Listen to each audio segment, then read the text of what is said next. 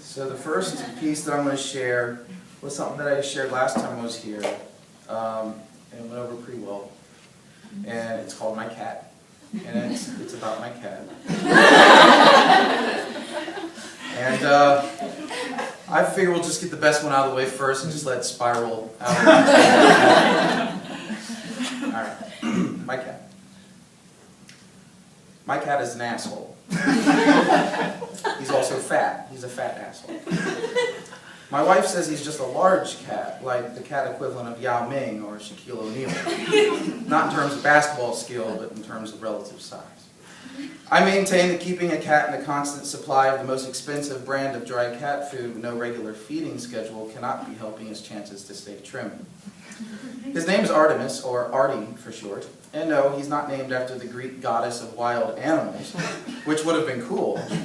He's named after a cartoon cat on a Japanese animated show called Sailor Moon, where a bunch of superpowered schoolgirls battle demonic forces, but not before undergoing a 15-minute long laser light metamorphosis that gives them said superpowers. My cat apparently lives to torment the human race, or maybe just me and anyone with the audacity to enter my home. I haven't settled on that one yet.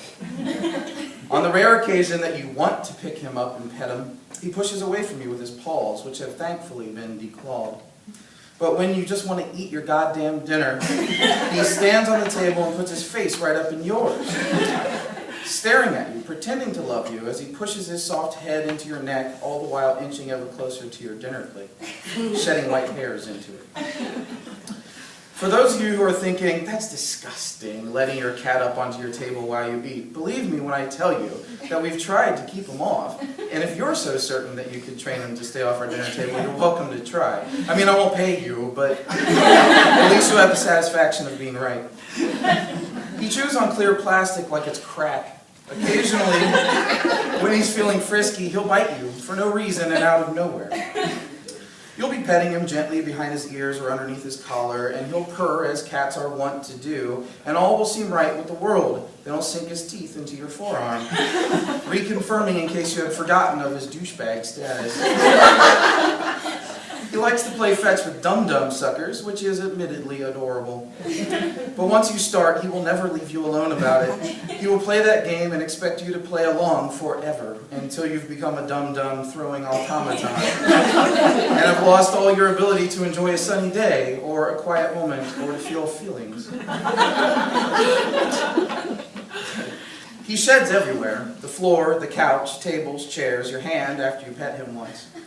Sometimes he'll get this wild look in his eye and will proceed to peel out of the kitchen like a bat out of hell, screeching a violent, guttural growl that you've never heard him make before. We call these moments battle cat moments. When in battle cat mode, it is absolutely imperative that you keep away from him, observe at a distance, and cover up all exposed skin, because he will most assuredly attack the shit out of you. Artie likes to climb into my television cabinet, a sacred shrine to all my electronic entertainment, and then he'll content himself with chewing on the strap to a Wii controller, or kicking the center speaker, ripping the wires out of the back. He knows not to be in there.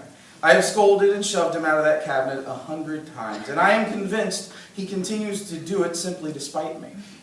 Because whenever the living room is vacant, he has nothing to do with that cabinet. He could care less. But whenever my wife and I are in there, minding our own business, trying to watch what could be any number of shows about hunting ghosts, he stares at us. I can almost imagine him sneering at me, and then jumps right in there. Fucker. Usually being the first word to escape my lips. Every school day morning, as my wife and I try to relish our last hour of precious sleep before we force ourselves awake at 5 a.m., Artie will start knocking shit off the counter in the adjacent bathroom.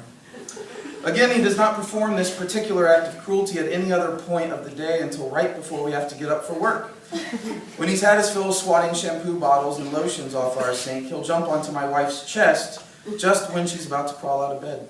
He will sit there, staring at her, daring her to push him off and start her day. He cost us $1,000 when he swallowed one of my wife's cross-stitching needles. So in addition to being infuriating, he's also stupid. And I haven't even mentioned his shit. We bought Artie an enclosed cat box filled with litter that was supposed to neutralize odors.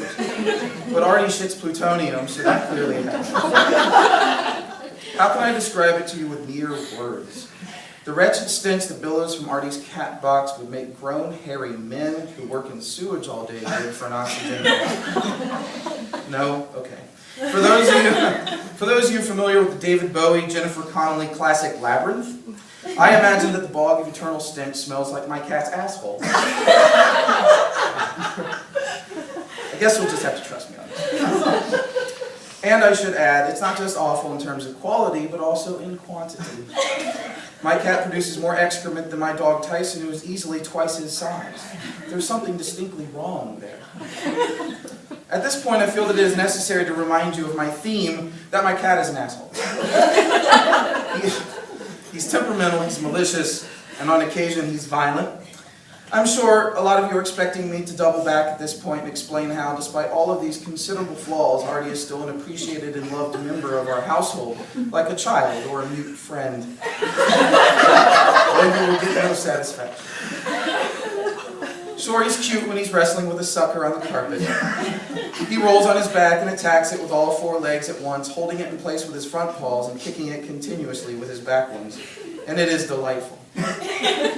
And sure, he does give you loving headbutts and sits on our couch in the cutest way possible with his 2 front arms dangling over the armrest. And he did have this precious habit of lying in a box full of used wrapping paper for a month after Christmas, prompting us to snap numerous photographs. But these are all cute things he does for his own amusement, and they just happen to amuse us as well. He's not trying to entertain us or make us feel better after a bad day. The fact that a cat is capable of cute things does not vindicate him of his assholery. And I don't forget that in addition to that short list of charming qualities, Artie also likes to slink up to you, then turn and stick his ass in your face for no reason at all. He also likes to wait for you to start grading papers, then saunter over and claim the entire stack of ungraded work for his own by plopping his fat belly on it. I can't imagine this is not unique. I bet most people experience the same frustrations I do with their own cats, but are simply unwilling to admit that not everything, or in fact hardly anything, that a cat does is as cute as they want to believe it is. In spite of all this, I do feel a strange compulsion to keep him fed and safe. I don't know why that is exactly.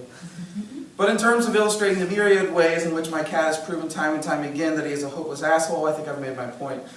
That was my goal after all. But if you still want a sentimental conclusion to all of this, I guess I can concede that while he may be a disgusting, selfish, vindictive, shit-faced, owner-biting jerkwad, he's my jerkwad.